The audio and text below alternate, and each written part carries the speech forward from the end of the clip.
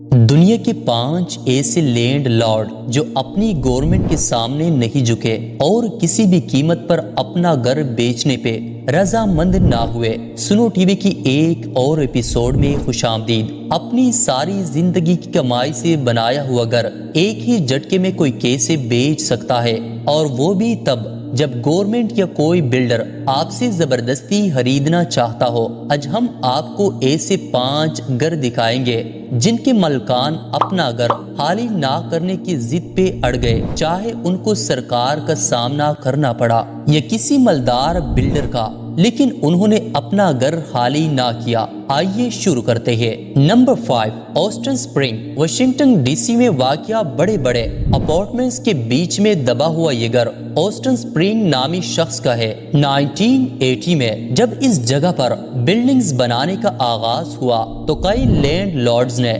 Builders کو اپنی زمین یا گھر بیچ دیا، لیکن آسٹن اسپرنگز نے بیچنے سے صاف انکار کر دیا۔ آسٹن کا ماننا تھا کہ بلڈرز اس کی جگہ کی صحیح قیمت نہیں لگا رہے۔ جب آسٹن کو اس کی منہ مانگی قیمت نہ ملی تو اس نے اس جگہ پر پیزا شاپ کھولنے کا پلان بنایا، لیکن ہوا کچھ یوں کہ آسٹن بینک کا قرضی ہو گیا اور اس کو اپنا یہ گھر آدھی قیمت پہ بیچنا پڑ گیا۔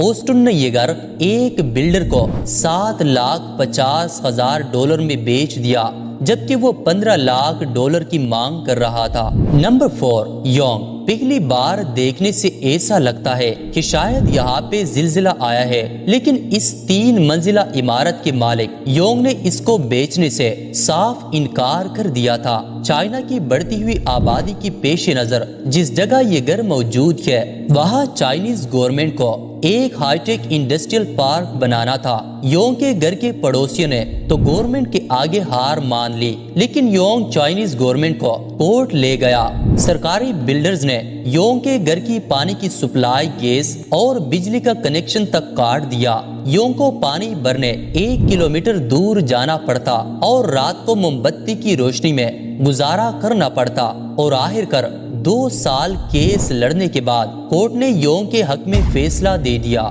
نمبر 3، میس فیلڈ، واشنگٹن میں چھوٹا شہر ہے جس کا نام ہے سیٹل۔ وہاں موجود ہے ایک شاپنگ مال جس میں ایک عجیب و غریب سا سوراخ نظر آتا ہے، لیکن قریب جا کر دیکھے تو پتہ چلتا ہے کہ مال ایک چھوٹے سے گھر کے ارد گرد بنا ہوا ہے۔ یہ بات ہے 2006 کی۔ ہوا کچھ یوں تھا کہ اس گھر میں ایک 84 سال کی خاتون اکیلی رہتی تھی جس کا نام مس فیلڈ تھا۔ اس وقت اس کے ارد گرد چند گھر بنے ہوتے تھے اور باقی ساری جگہ خالی ہوتی تھی۔ جب یہ جگہ کمرشل ہو گئی تو بلڈرز نے یہاں شاپنگ مال بنانے کا سوچا۔ انہوں نے باقی تمام گھروں کے مالکان کو تو قابو کر لیا، لیکن یہ خاتون یہاں سے ہٹنے کا نام تک نہیں لے رہی تھی، حتیٰ کہ مس فیلڈ نے $1 ملین کی پیشگی قیمت بھی ٹکرا دی۔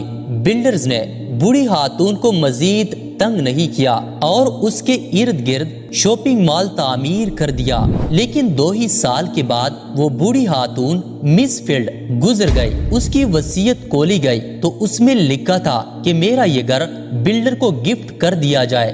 بلڈر نے اس کے گھر پہ قبضہ نہیں کیا اور نہ ہی اس پہ کوئی مول کھڑا کیا، بلکہ آج بھی وہ گھر بلڈر مینٹین کرتا ہے۔ بلکہ یہ مس فیلڈ ہاؤس اتنا فیمس ہو چکا ہے کہ لوگ اب اس کے ساتھ سیلفیز لینے آتے ہیں۔ نمبر 2، لوا بوجن، ایک بلڈنگ کا ٹوٹا ہوا حصہ ایک نئے روڈ کے بیچ میں کھڑا گاڑیوں کا راستہ روک رہا ہے۔ اس بلڈنگ میں کئی فلیٹس ہوا کرتے تھے، جس میں سے ایک فلیٹ میں ایک بوڑھے میاں بیوی رہتے تھے۔ جو گورنمنٹ کو یہاں پہ ایک روڈ تعمیر کرنا تھا تو باقی سارے لوگ پیسے متبادل جگہ لے کر فلیٹ چھوڑ گئے، لیکن لوا بوجن اور اس کی بیوی سرکار کی طرف سے دیے جانے والے متبادل فلیٹ سے مطمئن نہ ہوئے اور انہوں نے اپنا فلیٹ چھوڑنے سے انکار کر دیا اور ٹوٹے ہوئے اپارٹمنٹ میں ہی رہنے کا فیصلہ کیا۔ مجبوراً سرکار کو وہ فلیٹ اور اس کے آس پاس کے کمرے چھوڑنے پڑے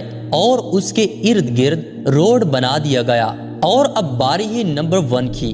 جاپان میں نریدا ایئرپورٹ کے بیچ میں ایک فارم بنا ہوا تھا۔ جب جاپانیز گورنمنٹ کو اس جگہ پر ایئرپورٹ تعمیر کرنا تھا تو وہاں موجود فارمرز نے اپنی زمین سرکار کو دینے سے صاف انکار کر دیا۔ کئی فارمرز آپس میں مل گئے اور کافی احتجاج بھی ہوا اور کورٹ میں لمبے کیسز بھی چلے۔ آخرکار فارمرز کے حق میں فیصلہ آ گیا اور سرکار کو مجبوراً ایئرپورٹ کا صرف ایک ہی رن وے بنانے کی اجازت ملی۔ فارمرز آج بھی وہاں ٹیک ایئرپورٹ کے بیچ میں اپنے گھروں میں رہتی ہے۔ ان کی گھر کی کھڑکی یا ان کے فارم پہ کھڑے ہو کے ایسا لگتا ہے کہ رن وے پہ کھڑے ہیں۔ ناظرین، یہ وہ ممالک ہے جہاں کی قومیں زندہ دل ہے اور عدلیہ انصاف پسند۔ مجھے امید ہے آج کی یہ ویڈیو آپ کو ضرور دلچسپ لگی ہوگی۔ آپ لوگوں کے پیار بھرے کومنٹس کا بہت شکریہ۔